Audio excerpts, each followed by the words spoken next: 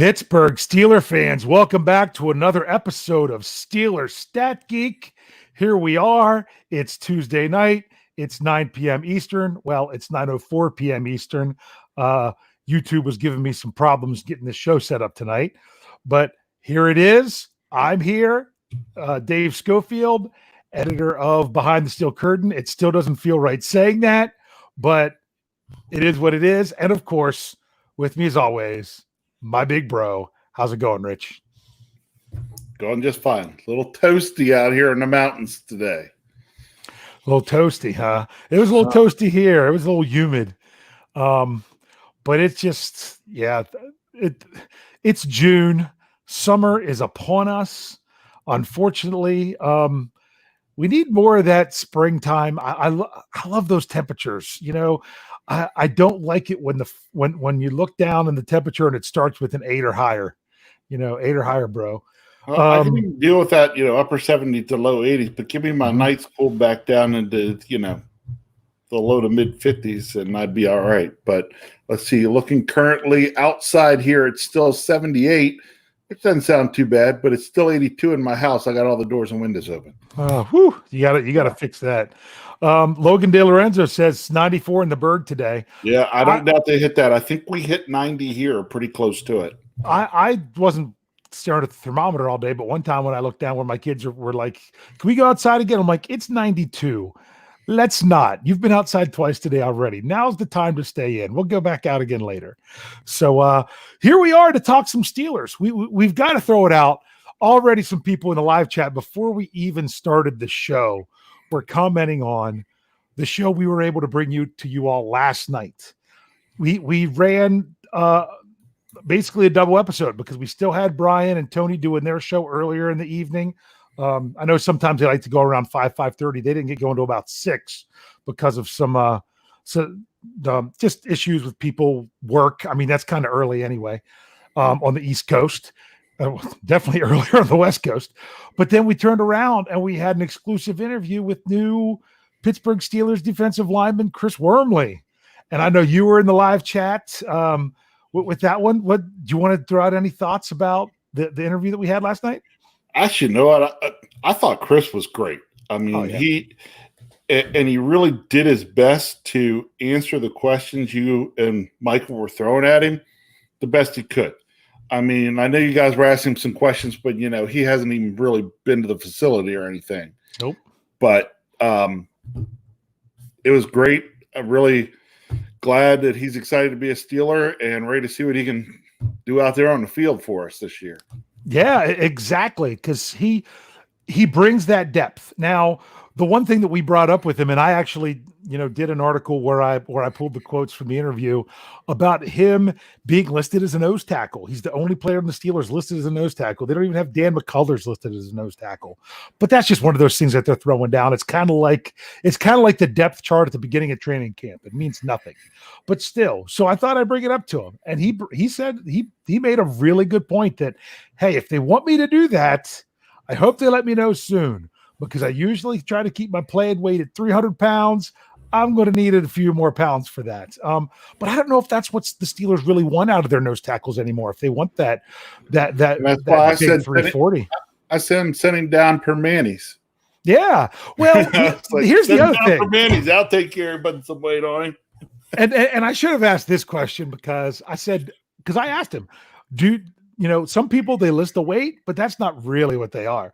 Because in case you don't know, best nose tackle for the Pittsburgh Steelers historically, one big snack, Casey Hampton, was listed at 325. I don't know if that was true, but I'm like, if Casey Hampton was doing what he was doing at 325, then Chris would probably only need to put on about half the weight that he was saying. If he's even 320, he would be fine. But but he's also a taller dude. I mean, he's 6'5". You could just tell, my goodness, just an athlete. And that's what the Steelers are kind of wanting right now, after the whole Javon Hargrave, is that athletic nose tackle. It'll be interesting to see. Some people were upset about it. I know Flip was like, oh man, we really don't have an answer at nose tackle. They do. I just don't know that Steeler fans like the way they're going to answer it. It's going to be that it's just going to be an additional defensive tackle that kind of rotates in there. It's really looks like what it's probably going to end up being. But that's not what we're here to talk about tonight. But we did want to talk about that show. That it's available on YouTube. It's on the YouTube channel. For those of you that are here in the live chat or listening to this later, you've probably already seen where it's there. If you haven't caught it, it's there. If you don't want to, if you want to tune in on YouTube in order to see Chris. If you don't want to have to see my ugly face, it is definitely out there on the podcast. That was an adventure today because we had some problems with our last few shows with the audio, not on our end, but on actually getting him converted to podcasts. But Brian Anthony Davis worked very hard and diligently. I tried to help him out as much as I could, and we figured out a solution, and we got him out there for you all. So podcast, it's out there. YouTube, it's out there. We're going to have some more of the written word about it. Already had one article. I'm sure we'll sprinkle in some more about it, and it was a really good time with that. And hopefully we can bring you some more of those kind of shows thrown in there. So, Rich, before we dive into our topic, there hasn't been a ton of news dealing with the Steelers. One thing that just came out last night was them. Well, yesterday evening. I don't know how we say it. That they're going to attempt to hold training camp at Heinz Field. Yeah, I saw that, and not at the UPMC Rooney Sports I messed that name up. I can't ever get the words right. Whatever. But the sports complex, the South Side, we'll just say that, the South Side facility. It's funny because they would have more fields at the South Side facility. But the problem, it seems like the biggest reason they might do that is because of the locker rooms. Because there was a memo that came out from the NFL about they're going to need to do every other locker to have better social distancing. And they've got 4 locker rooms at Heinz Field. A Steelers locker room, a Pitt Panthers locker room, and then 2 visiting locker rooms. So with 90 guys, that might be their best bet. Any thoughts on being in the city? Well, I mean, I guess they're in the city no matter what, but being at the stadium. No, not really. It's different. It's a little unique. I also wouldn't be surprised if once they got into camp, if they had certain days where they split certain position groups and sent some to the South Side and had some come to Heinz Field as well. Yeah, I mean, that's what I thought now, because the other issue they're going to be running into is part of the reason that they wanted teams to have training camp at their facilities is that they didn't have to worry about, proper precautions in 2 different places. So they're still going to have to worry about it in 2 different places. Those just 2 places will be much closer to each other, not an hour away. Right. So that'll be interesting. I don't know if that means the media will be able to cover it or not. That'll be interesting. I know some people are saying, "Oh, they got all those seats. Are they going to let some fans come?" That's not something they'd definitely be talking about for a while. So we'll see. Things are changing every day when it comes to things that we're finding out about the pandemic. Some of it's good change. Some of it's, I wish it was better change. But it's funny because I keep saying, when training camp rolls around, we're about 6 or 7 weeks away from that. That's what's crazy. It seems like it's a long way away, but we're right now in the 6-week dead zone of the NFL season. Where there's really not much going on, even less than, at least before we had OTAs and minicamp. Hey, I want you to know, I just saw there in the live chat, Thaddeus asked kind of brought up the one thing I was thinking about having things at having training camp at Heinz Field. Mm-hmm. Go ahead, pull it up there if you see it. This one right here. That one right there. That's the one thing I really worry. I don't worry about the players. I don't worry about the coach. I don't worry anything else. Honestly, I just worry about the field. They will completely resod that field after training camp. I would imagine they would as well. They try to do that after the high school playoffs were there in years past to where they try to resod it for the Steelers, and sometimes it hasn't taken based on the weather and just other conditions. But I think they'd be in a prime spot to just say, we're gonna resod the entire field after training camp, or who knows? It might be okay. Maybe they'll. There's The number of padded practices are cut down significantly. So also too, if they're doing training camp there at Heinz Field, normally they're out in Latrobe, and they typically break camp. After the second preseason game, I think. Preseason game before the third, right? Yeah. So if they quote unquote break camp, does that mean they'll quit then at Heinz Field and go back to the South Side complex? I don't think that'll be the case, because I think the biggest reason they'll be at South Side, the biggest reason they'll be at Heinz Field is because of the locker room facilities. That's what I think, with 90 people on the roster, that's just going to be too much to handle. And I guess this means that if there's any practices going on with Pitt, who also shares the UPMC sports complex, that Pitt will be there. The Steelers will be at Heinz Field. They can be able to spread out more. I'm sure we're going to hear more of what the plan is for that in the coming weeks.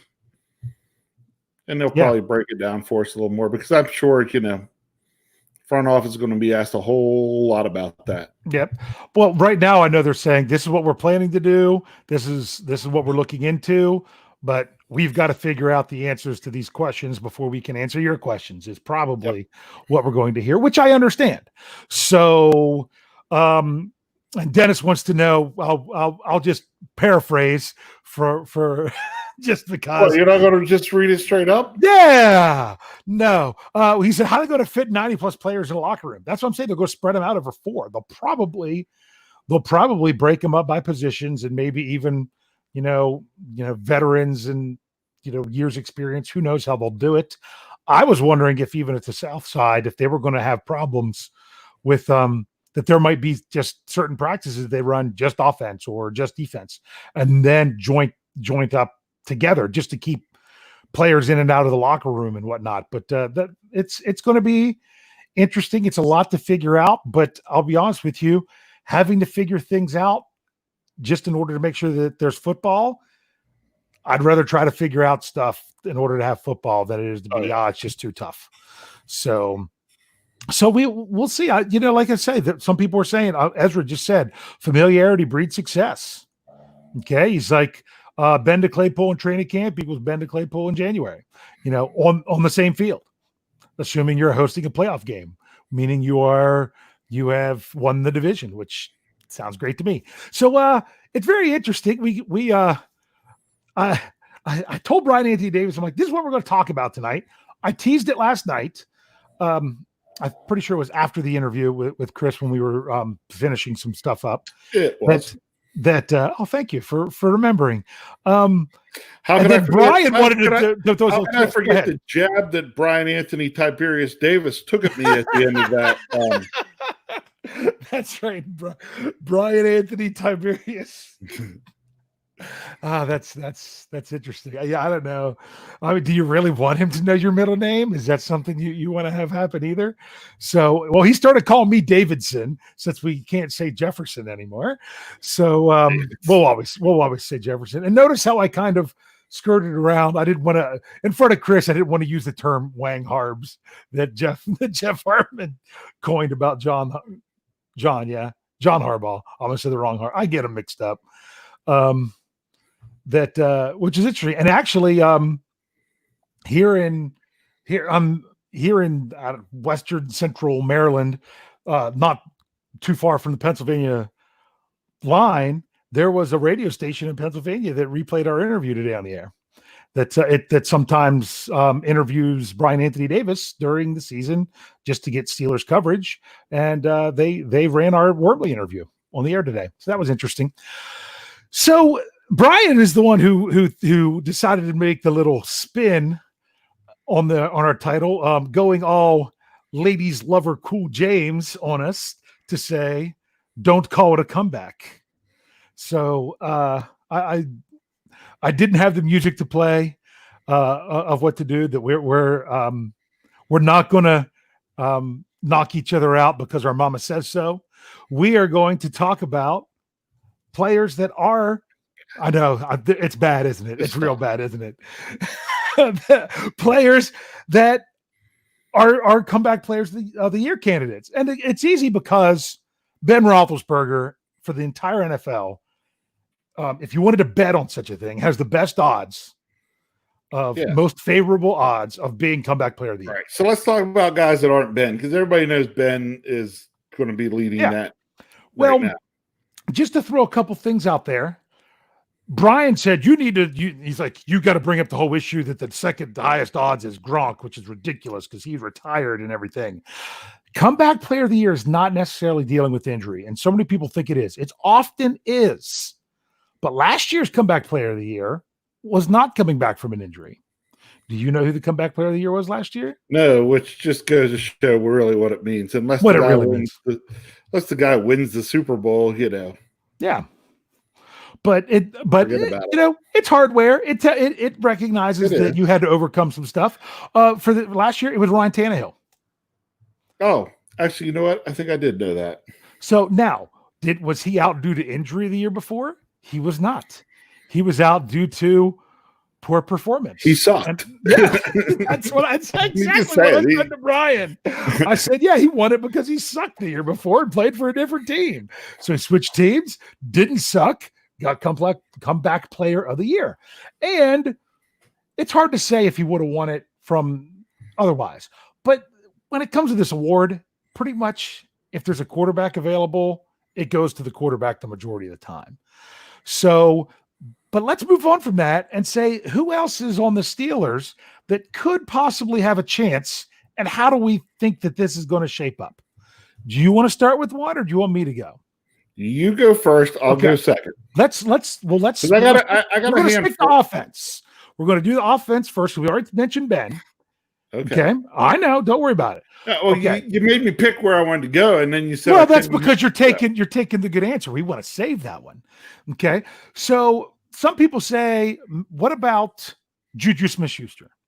He missed some games last year due to injury. I had it here exactly how many he missed. I was thinking was it 5 or was it 4?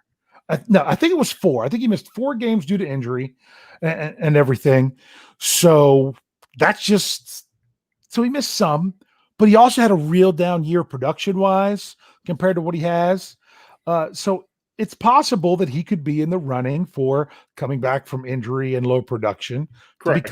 Basically, what you can do with him is you'd look at 2 years ago, then you look at last year, and then let's say he has a year this year that even outproduces 2 years ago, then he's definitely then would qualify.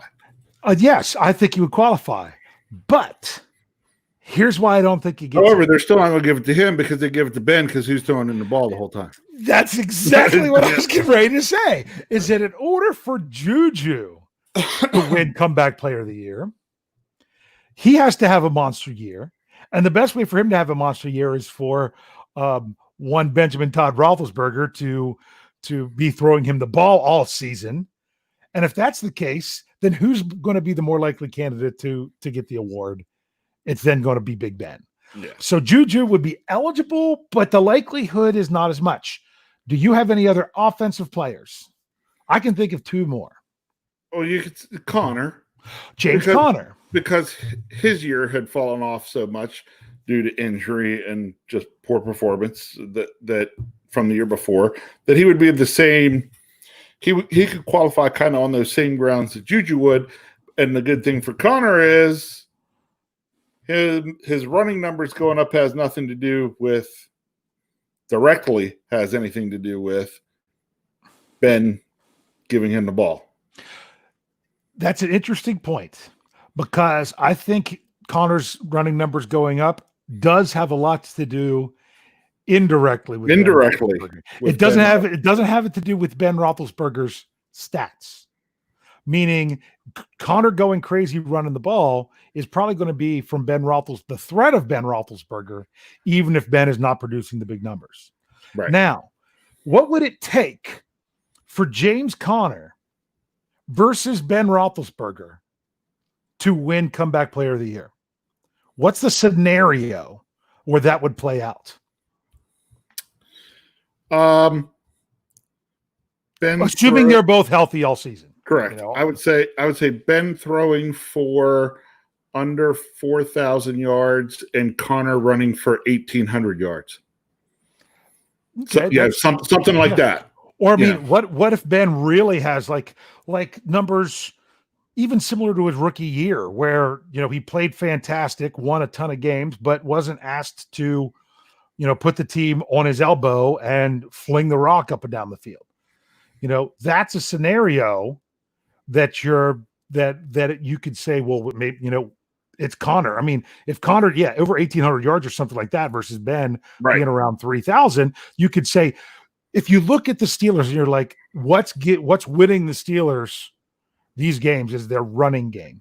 Right. Now we'll get to another reason why that'll be difficult whenever we switch to the other side of the ball. But here's my thing. I don't think he can win it over Ben no matter what he does.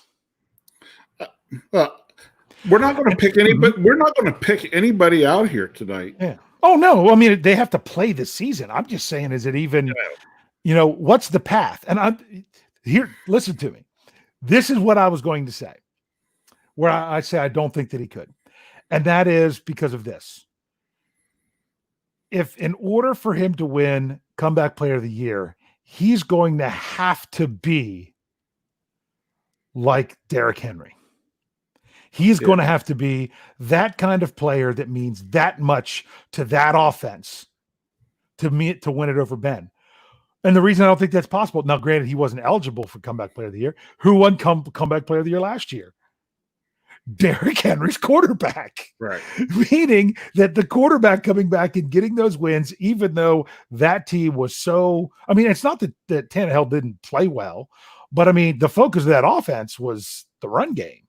And yet that was still the quarterback. That's my point, is that I think it's going to be there. I have one more person on offense, which leaves you the defensive person. You ready? Go ahead. Yep. Eric Ebron. People forget about that because he wasn't on the Steelers last year. Because the switching teams and having a great big season could missed. What was it? He missed 5 games. I think he missed 5 last year. Yeah, I mean, I think he played through their 11th game and then was out. If I have that right. Yes, he played into their 11th game and then missed their last 5. Right. So he missed time due to injury. And he's in a new city, so it could be Ebron. For him, he'd have to put up some big yards and big numbers, but then still he's competing for it with Ben Roethlisberger. Ben Roethlisberger's got, being the quarterback, he's got the inside track. Any other year, offensively. Any other year, you say this, and you're like, oh yeah, if Ebron just comes in and tears up, he could be Comeback Player of the Year. Oh wait, the quarterback throwing in the ball missed all but a game and a half of last year too. So instantly, that's where it goes. So those are 4 guys. Whether they don't have to win NFL Comeback Player of the Year, but we as Steeler fans are going to be looking for them to have a comeback year based on the things that went on. I just want to have some guys in the discussion, because if you have some guys in the discussion, chances are our team's doing pretty well. Absolutely. That's why we want to talk about this. Wouldn't it be great if it's, several members of the Steelers all fighting for Comeback Player of the Year for the NFL? That means the Steelers are tearing up. None of this means anything if the team doesn't win. If they don't get to, I mean, it's got to be at least 9, but hope I would say for 10 wins, it's not going to matter, because it's not going to be enough of a comeback. So Thaddeus brought up a good point before we go to defense. He says Chris Boswell should have got it last year. Yeah, what, he could have been in consideration for that last year. I mean, he didn't miss due to injury until the last week of the season, but they didn't give it to someone who lost due to injury. So, and he was that poor the year before. And yes, he was. So, so that's it. But I don't know. I'd have to look back at it. I've looked over this before. I am extremely confident that it has never gone to a kicker or special teams player before. So that's interesting. But that, I never thought of that, because it was what it was. And the Steelers didn't make the playoffs. But, last year, Boswell, I've thrown this out. I've written articles on it after the season was over. He was the only kicker last year to hit every extra point and be over 90% on his field goals. And I think he's one of 5 players to do that since they moved the extra point back to the 15-yard line, where the snap comes from there. So that's how great a season he had last year, in a not so bright spot for the offense year. But the defense had a bright spot last year. Oh, you're being nice, call it not so bright spot. Yeah, let's just, we need some more positive. We need more positivity in the world. Why don't you call it what it was? It was a dumpster fire. Yeah. It was interesting trying to come up with a good title to Cliff Harris's Still a Punk's article today, which was saying, yes, it was a disastrous offense last year, but there's at least 2 things they could take from last year's offense and they could use effectively this season. And that was a great article. If you haven't checked it out, behindthesteelcurtain.com, it's there. Go in and check that out. But Rich, defense. Just one guy. Just one guy. But it's a pretty big guy. It's a big guy. Yeah. And that would be Mr. Tuitt. That would be Mr. Tuitt. Because I look at this scenario. Say Mr. Tuitt comes back and somehow would lead the league in sacks. How would you not give it to that guy then? Yeah. I don't know that he even has to do that. He could lead in the league in sacks? Probably not. But let's suppose he did, because he can get after it. We know he can get after it. And maybe because of what else the Steelers have up front, he's not seeing the double teams, and he puts up a monster year. Mm-hmm. You'd have to put an argument for the guy. Let's just say this. Here's a what if scenario. Going into their 6th game of the season, who was more likely to be first team All-Pro? Cam Hayward or Stephon Tuitt? Last year was Stephon Tuitt. Yeah, Stephon Tuitt had better numbers while he and Cam were both on the field. Games, yes, he did. And, part of that was the Cam factor as well, and just the way that they were doing things. But, man, did Cam it's like he decided, I don't got the other guy. I know these other guys are good too, but I am just going to put it on my shoulders and go. And boy, did he go. You guys know I love Cam Hayward. Cam just kicked it into a whole other gear that I'm not sure I knew. I knew he had, but I didn't know if he could hit it. Yeah. But he got in that gear, and then it was just, oh my gosh. Yeah. The biggest thing with Tuitt is he hasn't played a full season because he's always got dinged up in some way. Maybe having that long of a rest to take over for the surgery for the pec, maybe that'll get him ready to go, or maybe it won't. Who knows? Right. But if he comes out and he can play in 15 or 16 games, basically at the level he was last year, the first 5 games, but carry that for a whole season, he's going to be most likely a Pro Bowler. Possibly, if he plays that, just imagine if Cam still puts up the year he did and Tuitt was there putting up the numbers he did. Who gets the All-Pro? It's the 3 of them, because it was Aaron Donald, Cam Hayward, and then it would have been and Tuitt, because Donald and Hayward got all the awards. They were the 2 defensive linemen that got everything. The only thing that could have maybe worked with advantage is Tuitt's also listed as a D end, and maybe they would have put it more but then he's going up against TJ. My goodness. So it's one of those tricky things that I don't know how it would have played out with those kind of awards. But if he has that kind of season where he's in consideration for those kind of awards, let's say Ben comes back and has a good year and the Steelers win a lot. But if the Steelers are known that it was their defense that was winning in the games, and Tuitt is a major part of that defense, he would have a chance to get it. Right. Don't you think? Oh, I do. Yeah. Oh, and I knew we were going with this tonight. Defensively, I was like, really? Yeah, you could maybe come up with some other guys that are stretches, but he's really the only realistic person on defense to put out there. Yeah, because here's one I'm going to throw out there. It's Steeler fan 74. He says on defense, you could consider Edmonds if he has more splash. I say it. I can't say it.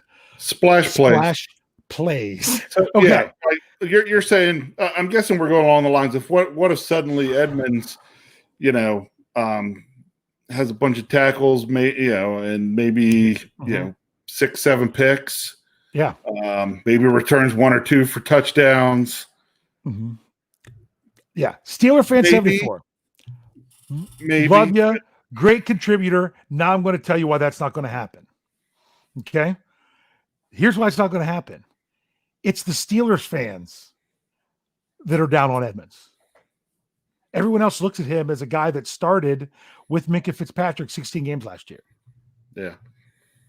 So they're not going to look at him as being a down and then all of a sudden come on like it's a big comeback. He would not, doesn't matter what he would do. They're not going to say comeback player of the year. There's just, you'd have to have someone who has production, then, doesn't have production. That's why it was even still shaky with Tannehill. Had he ever really, was that a comeback or was that a breakout? You know what I'm saying?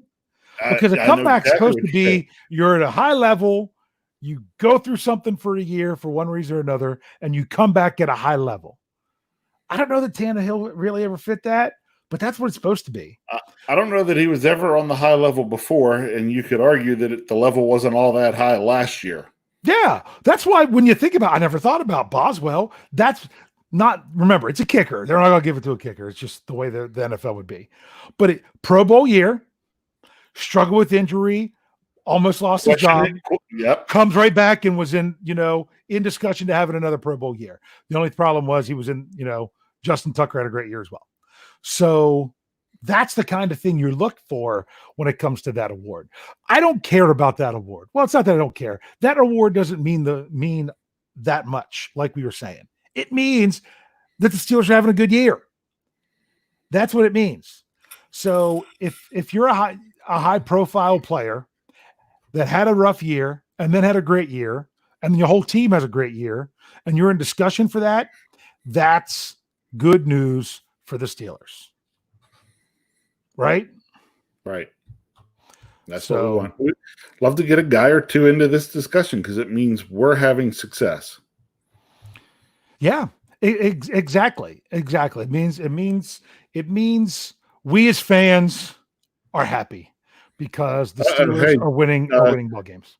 John Trent apparently did a little lookup for you there. Okay. With I clicked on the wrong one.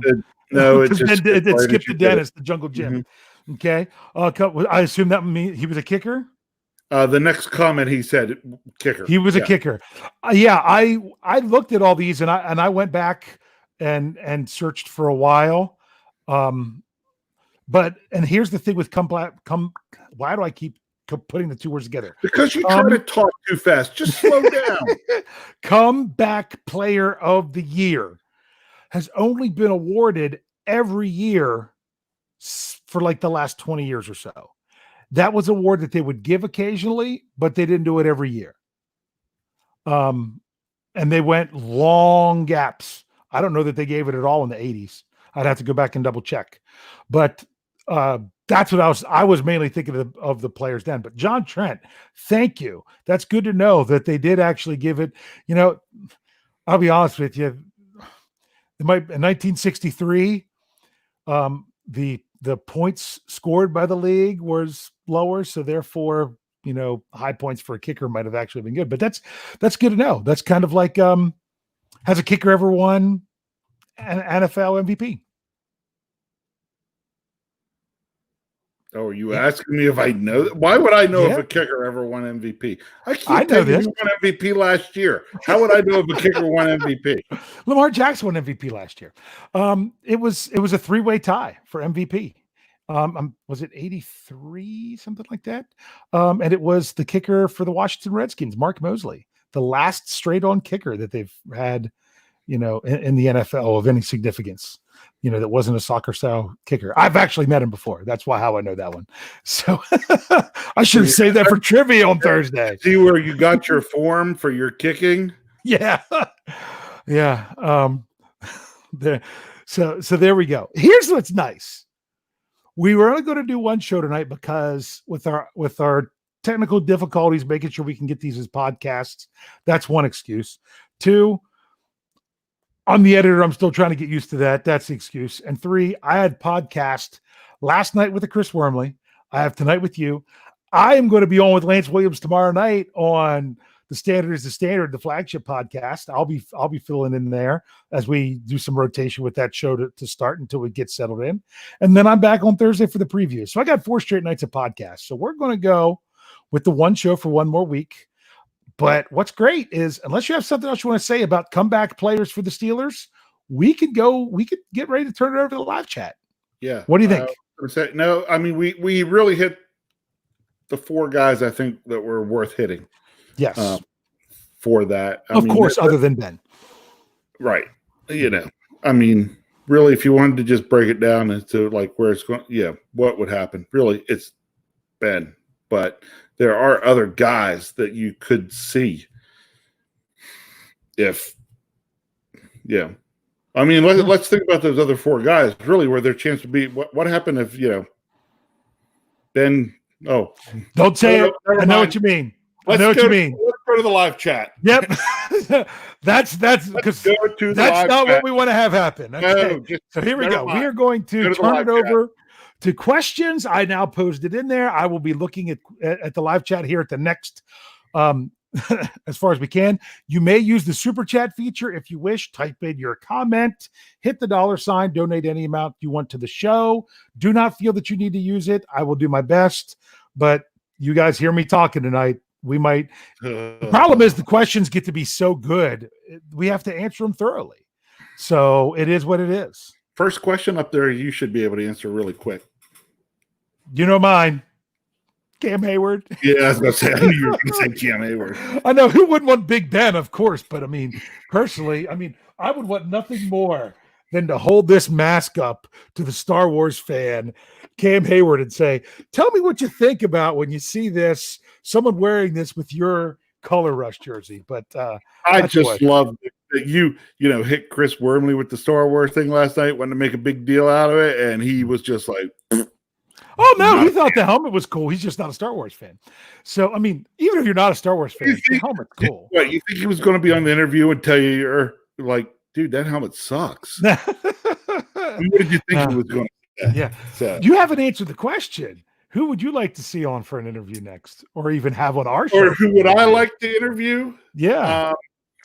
I really would probably like to interview JuJu.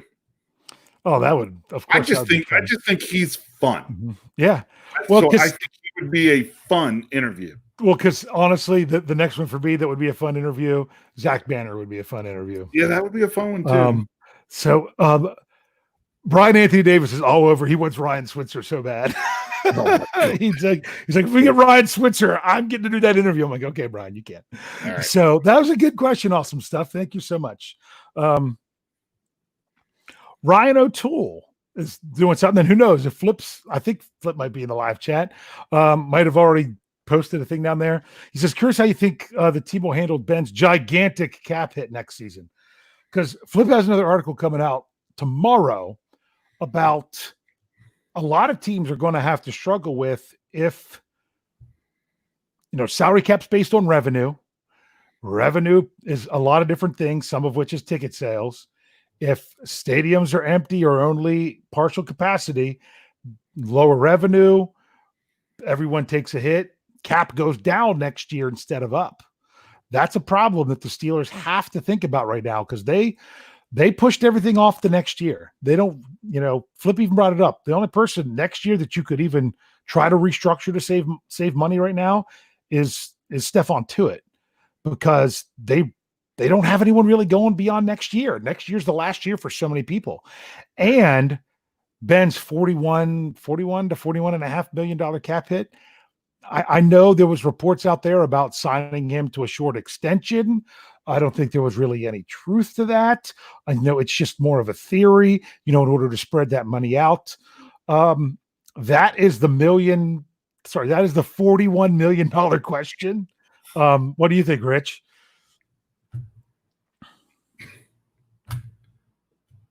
It's there. I don't know how you're going to handle it. Yeah. How do you think teams going to? I don't know. I didn't know how they were going to handle everything this year if there was no new CBA. Luckily, they got one. They would have had to handle it somehow. They're going to have to handle that somehow, depending on what happens. So, they get paid the big bucks to have to do that. That's right. Kevin Colbert and Omar Khan. So we'll see what they do. Lance has a good question here, if it comes up, right? No, come on. What? If we get the year we want the Steelers to have, the MVP is simple. Yeah. It's Benjamin Todd Roethlisberger. Now, if we True, but Ben doesn't always audition for it. Then it's somebody else. Yeah. So, I'm gonna just to go against you. I would say if it's the season that's Ben's only been team MVP once, I think. But I'm gonna go. Let's go Minka. Let's say Minka can make some big splash plays and put his name in there too, because TJ Watt's kind of obvious as well. Cam, I should go with my Cam answer for everybody. That's a great question for mid-season. Ask that after 8 games and see how it changes the last 8 games. Every quarter. I would say you could go 4 or 5 games in and bring that question up, and then you're really into some discussion. Yeah. So, Lance, hold that. That would be a great topic, Bye week. To have a few games in. So. Bye week, yeah. Thaddeus wants to know what receiver to predict to lead the team in yards. Yards, right? Because the next question goes a different route. Yards. I'm figuring if we have a healthy Ben, there's a good chance it's JuJu. I'll say, okay, I'm wearing the hat tonight anyway. Mm-hmm. I'll go with JuJu for yards and Johnson for touchdowns.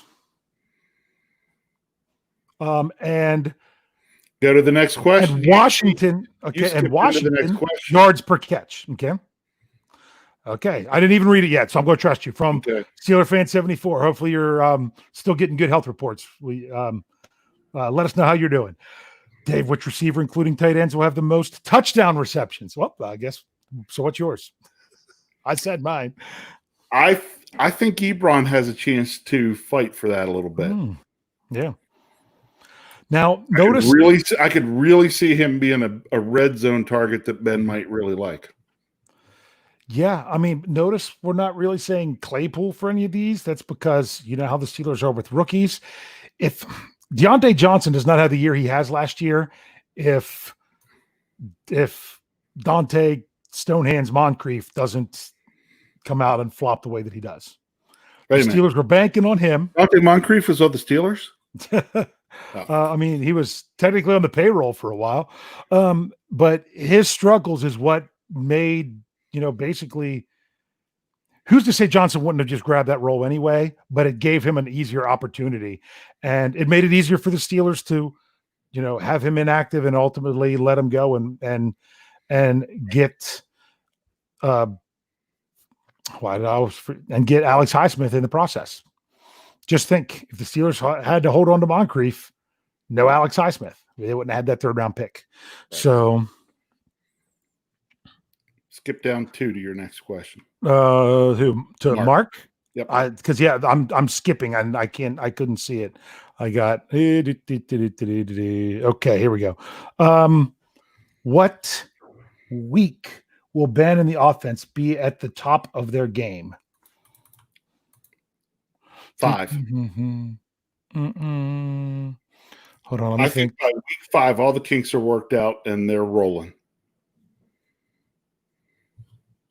21. Yeah. Top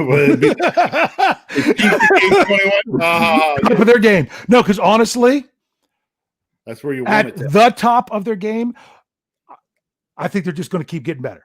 Yeah, but keep going. But I know what. But now I'm going to get back to the heart of Mark's question. This was just me giving a fun answer, which is when are they going to get back to the game that we expect to top tier. Not, you know what I'm saying? And really, when does it look like they've ironed out some of the bumps and are really back to, for lack of a better term, dictating, controlling the game, and really looking like they're having a good time doing it. Yeah.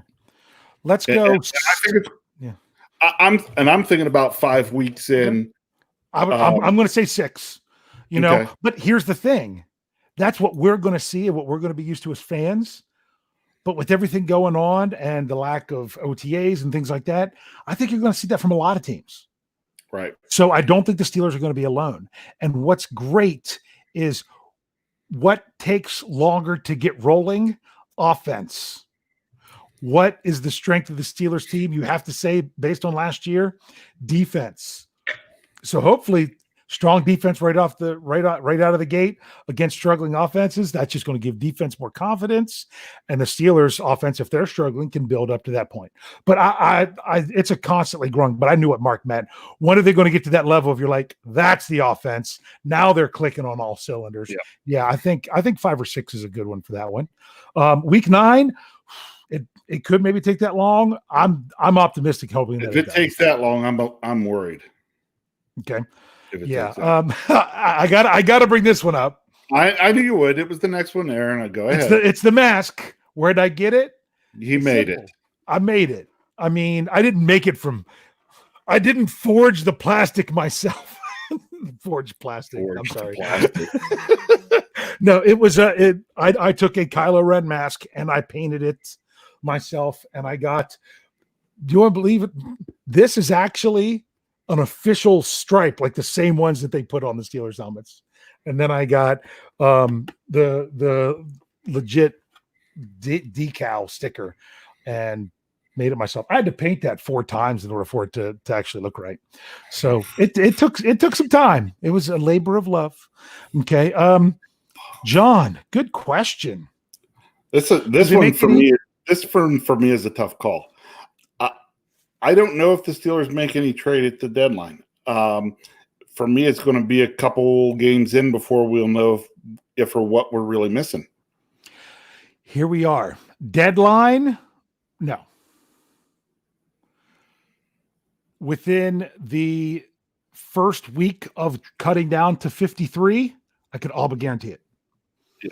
There, 1 week from that, I should know that date. It's September. Let's see. 10th, I think it's the 5th. I think it's September 5th, which is our sister's birthday, by the way. That I think that's cut down day. We're either a week leading up to it or a week after that. I would almost guarantee the Steelers are going to have a trade of some sort.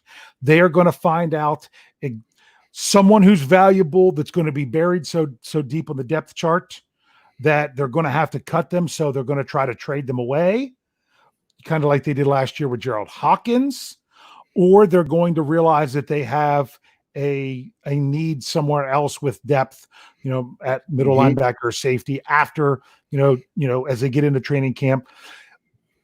If they don't make a trade, I can all but guarantee they're going to pick up somebody who was cut by someone else. I just have the feeling that something with the roster is going to change in that regard. But honestly, I mean, if the Steelers end up having so many, I don't know, I don't want to get rid of anybody. Let's say they have so many wide receivers that they think they could get something for Ryan Switzer, then maybe they do. But I just made that up just to upset Brian Anthony Davis. That's why I threw Switzer out there. So there we go. Nathaniel says we should interview Shazier.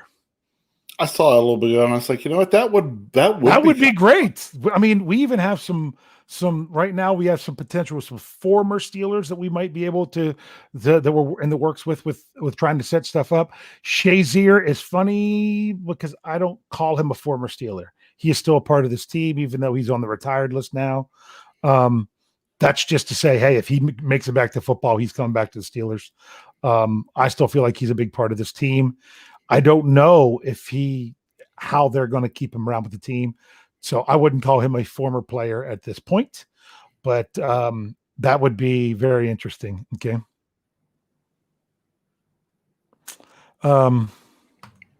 And then Lance, since he's known Cam since he was a little kid, used to hang out with his pops. So, but then again, Lance knows everyone, because as we all know, the ongoing joke is Lance killed Tupac.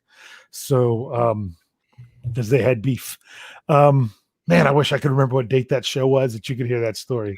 Thaddeus said that Switzer would have to ask Big Ben for permission first. Oh goodness. Okay, get back to some questions.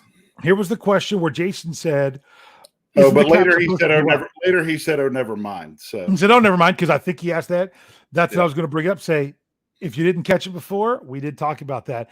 It's supposed to. That's the key. It was supposed to go way up because it was going to be kicking in with the new TV contracts, which could then even up the percentage that players would be getting of the revenue from 48 to 48.5.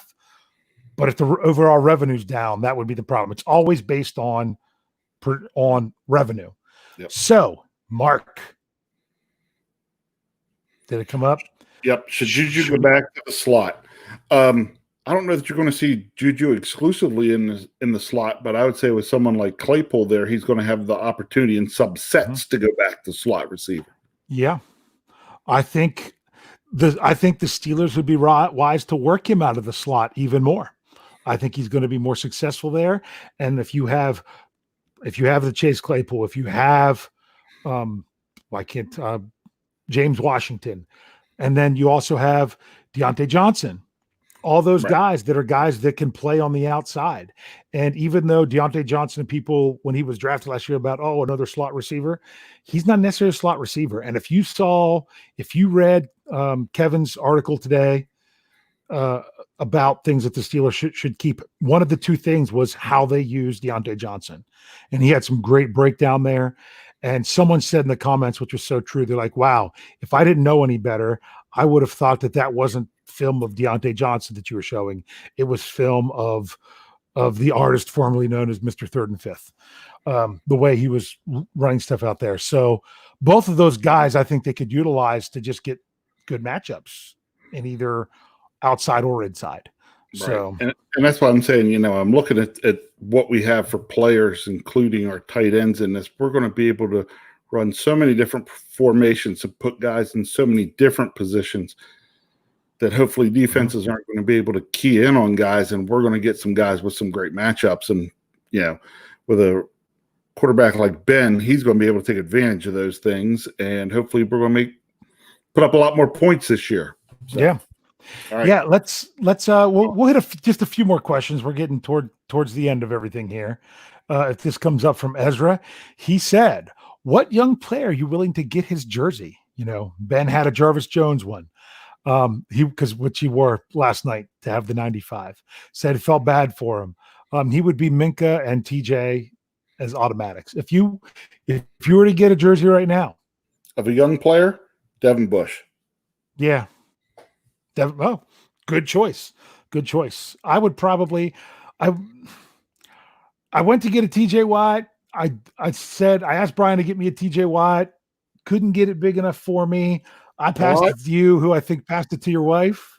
That was the alternate, the yellow jersey, just because I thought they were neat. Renee has it. I could go with Watt. Yep.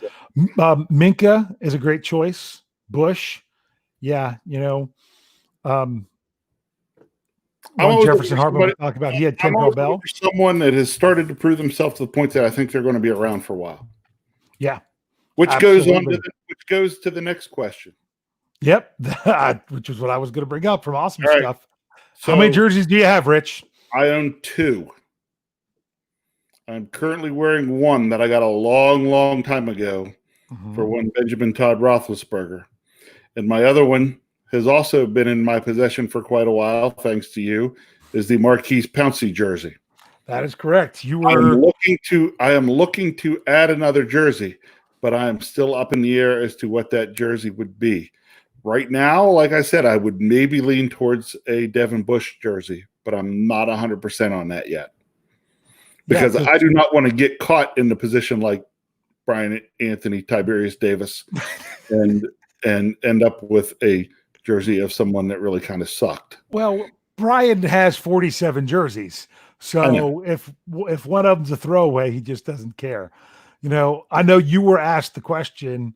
I'll go ahead and give my answer as well, because I keep my jerseys a little tight, which is funny because the whole reason you have a Pouncey jersey is because my jersey was a little tight and you were skinnier than me. So I had been given some gift cards and said, you know what? I want a Pouncey jersey that fits me. And I passed on the one that was a little bit tighter and replenished it. I've got Pouncey. I've got Roethlisberger. I've got Cam Hayward. Of the Color Rush.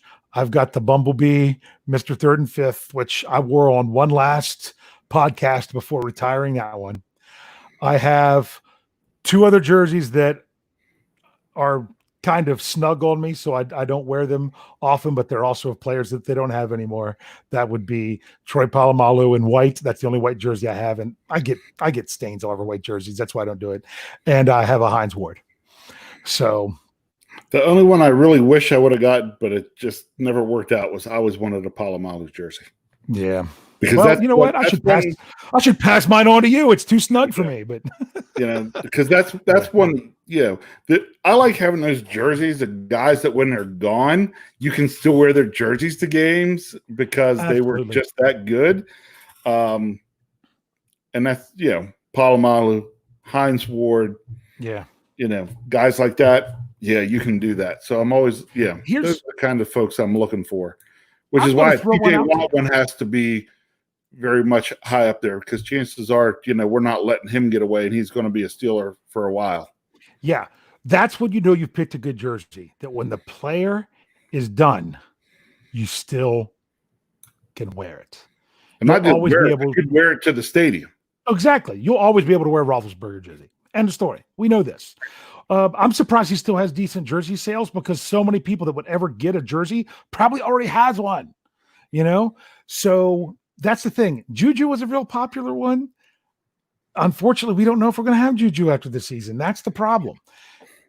So you got to look for someone that's going to be around. I'm going to ask you about some Steelers that have gone on. I have to give a quick chuckle here, okay? I won't make it a full-out laugh. Not a full-out laugh, just a chuckle. Because Ariel 75 said that they have a Mike Tomczak jersey, and then said, "Please don't laugh." Please don't laugh. That's awesome. You know what I want to see? I want to see. I know I saw it on the street one time. Someone with was it just a Mike Tomczak jersey? It was obviously they got it at the discount store because it wasn't spelled correctly. So I've actually seen the error Mike Tomczak jersey. That was a while ago. Anthony Davis mentions that he has a Duck Hodges. There you go. Yeah, that's an interesting one. But my question is this: Steelers that have gone on already, would it be acceptable to wear their jersey to the stadium? This is my last question to you before we call it. Okay. Because I'm going to name a player. Brett Kiesel. Is that a jersey that fans can still wear to the stadium in 2020 because of his time in Pittsburgh? Yes. I agree. And it's not only because of Brett Kiesel, it's Brett Kiesel, the player, the person, the personality. It was Fear of the Beard. It was. Yeah. And he is still contributing to the Pittsburgh community. He did they say it was the final shear to beard this year. That he's still, pouring back into Pittsburgh. So, he's the epitome of a Pittsburgh Steelers player. Yep. So with that said, we've got to wrap it up here to keep it under our hour, so Brian doesn't curse me out later. So remember, whole family podcast coming. I'm coming tomorrow night with Lance on Standard the Standard. I'll be back with Brian and Michael Thursday for the preview. Friday's Lance's Yeah I Said It. Tony's Steelers Brunch with Tony around noontime on Saturday. Homer and Hater with Brian and Lance on Sunday, and then Tony and Brian back again on Monday. Check us out on Twitter to where we're giving you the times that we're going. And if we have any special shows, we'll announce them there. Anything you got to say real quick, Rich? No, just thanks again for bringing it in the live chat like you guys always do. Really appreciate that. Yes, you do. And as we always say, tune in, tell a friend, and subscribe. Thanks for geeking out with us.